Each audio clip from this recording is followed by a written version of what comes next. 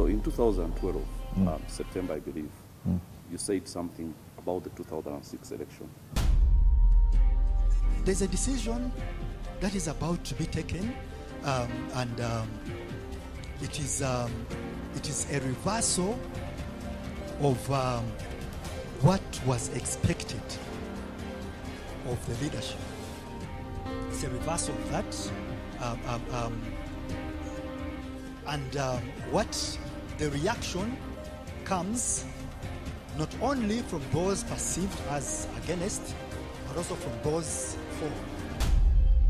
Now, there's nothing under the sun.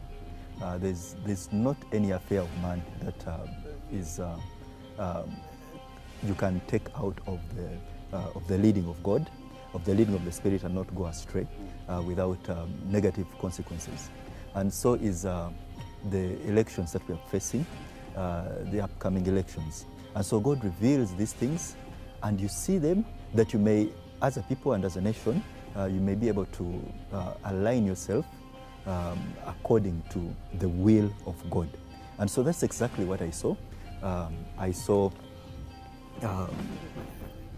a division that was coming within the ruling party, and so the prophecy was clear in that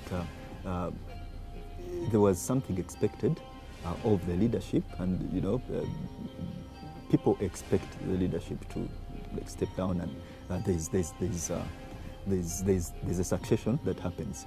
But so I think the prophecy was it was direct, in the sense that it was revealing the affairs which we are facing as a nation, and yet man doesn't seem, or some of our leaders don't seem to be in touch with where God is leading us as a nation. Now, I remember a couple of years ago when the Lord began showing me about the different phases of the seasons that we are in, that we will go in as a nation.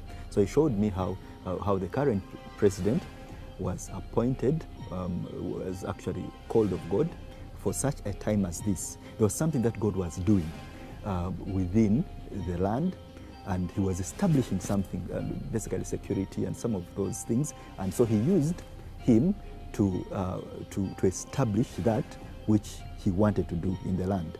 Now, in the phase that we are leading in, there are so many other things that the Lord is willing to do, is wanting to do in the land. So it is important that we are in touch with His voice through the prophetic, in order to align ourselves accordingly. And now, so this is where now the prophetic comes in. So when I give a prophecy, or someone else for that matter, when a prophecy is given, we are stepping into a future that has not yet been comprehended, that has not yet been manifested. So you will not accuse me of anything, you will see something, you will see it as a supernatural sign for you to know the way forward.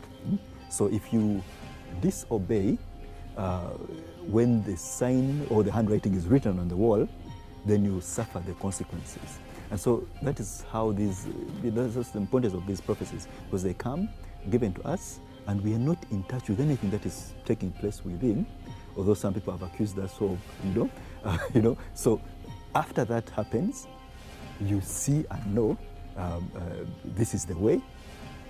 Follow this. Follow it. So I think the prophecy is clear, and we only pray that first of all the body of Christ is awake to the voice of God, and then the nation at large is awake to the voice of God, that we may avoid some of the of the negative consequences that obviously will befall us if we follow the wrong side, or we set ourselves up for the blessing of God.